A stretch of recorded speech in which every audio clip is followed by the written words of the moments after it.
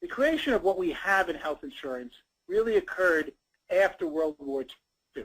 Prior to World War II, there was limited employer involvement. People only thought of health insurance as catastrophic health insurance. What if I get run over by a car? What if I get cancer? You didn't think of health insurance for doctor's visits, checkups, and you paid them in cash, or chickens, as the case may be if you lived in a rural community. It was primarily an individual family market with Blue Cross and Blue Shield, which were basically organizations of hospitals, organizations of doctors, who said, instead of paying me for every service, why don't you pay a fixed fee, and we'll all have access to the local Blue Cross hospital or Blue Shield organization of doctors. That all changed during World War II. What happened in World War II is we had severe wage and price controls. And during World War II, when they could see the end of the war, so sitting in the White House, by 1943-44, they said, we're going to win the war. It's a question of when we win it. Once we win the war, our biggest crisis, our biggest problem, as big as the war, will be inflation. Because during World War II, they had studied Germany post-World War I. Massive inflation caused the ruin of the German economy, led to the rise of Hitler. They were actually concerned in the U.S. that massive inflation would happen when all these boys returned home, and when that happened, our economy would totally collapse.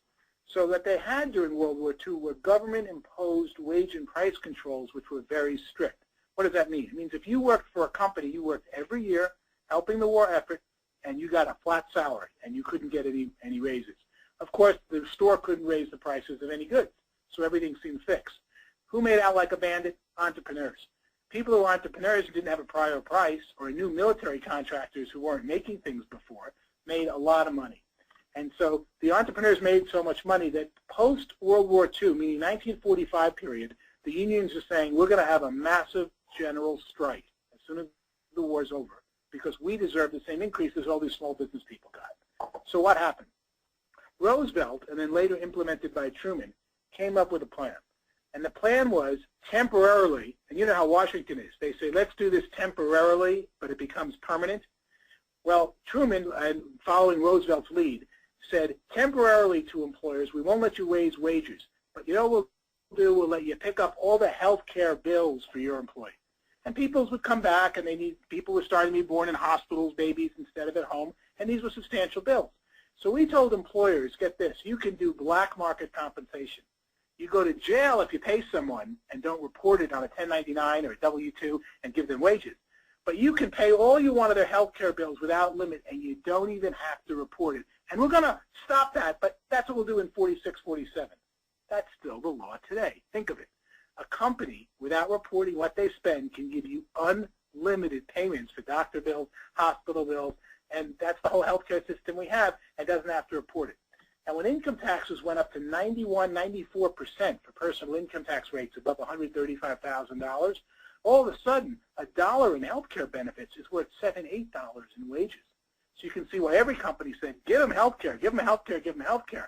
They get $8 in benefits after taxes, or more realistically for most workers, $3 or $4 for only $1. That caused a huge, huge advantage for employer health insurance and created the system we have today.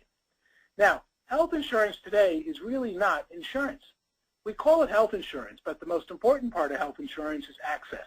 You get access to a network that, as you know, if you're outside the network, you pay 2 to 10 times the price for a blood test or a doctor visit if you're outside the network. So the first thing when you buy health insurance, as you know, is telling your employers and employees, this is the network of doctors you get. 2, prepaid services. When you buy health insurance, you're not buying insurance. Insurance means if something bad happens, you get to spend it. Wrong. When you buy health insurance, you know up front that you're going to go to the doctor each year. You know on a lot of people they have certain services, certain conditions, annual checkups. They're going to get prepaid services. Mammograms, there's so much of that today.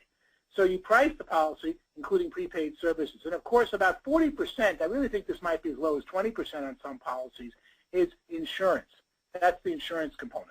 Most people don't think of it this way. They think of insurance as something, you ask someone, well, I need a lot of health care. I need $30,000 for my kid. Where do I pay my $300 to get my $30,000? That's really what health insurance is. It's almost like a huge entitlement program, most people think of it. Where do I pay my $1 to get my $10? That's not insurance. It's a rate on somebody's treasury, as we're going to cover here. So history of health insurance were the group and personal policies post-World War II.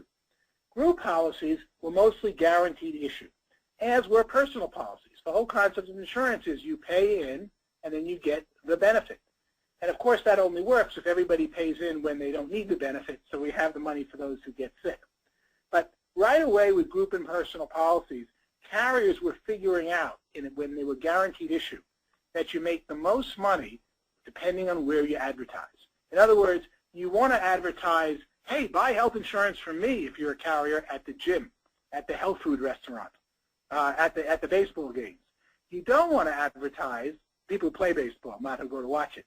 You don't want to go advertise in the bleachers of people who watch baseball and sit there and just eat all those hot dogs and trashy food. Hey, you're sick, you got diseases, come to me and pay $1 and I'll give you $100 in health benefits. So we actually learned from 1945 to 1970 with the carriers. One day you'll be my age, some of you, you'll understand and remember this, that you make your money based on where you open your store. If you're going to sell health insurance in a guaranteed issue world and you're a carrier, you want to sell it where there aren't sick people, where people are very fit and healthy. Now, if you're an agent, it's the exact opposite. If you're an agent and say, I love helping people, that's what I do really well, who do you want to find? Sick people. The more sick people you find, the more you can save them money, the more you can get them great health insurance, and they go, thank you, thank you, thank you, and maybe buy life insurance for you.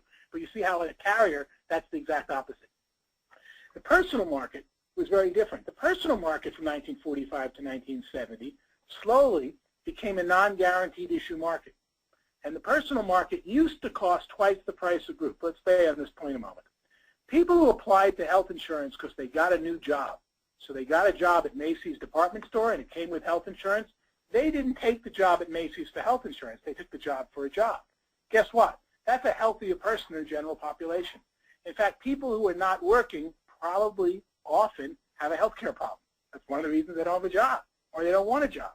So think of it. If you're selling personal policies, you want to sell them to people who are working, not the people who are not working. We'll come back to this later. But we learned all this from 1945 to 1970 when the world was guaranteed issue. As you're going to see in a moment, we're going back to guaranteed issue in a big way by now through 2014. Group policies had enormous tax advantages during that period. Group policies could be paid for by employers and not even reported as income or even a benefit to employees. And most of you know that. We call those POP plans or group plans that we have today. So group policies became very, very rich because of the huge tax advantages.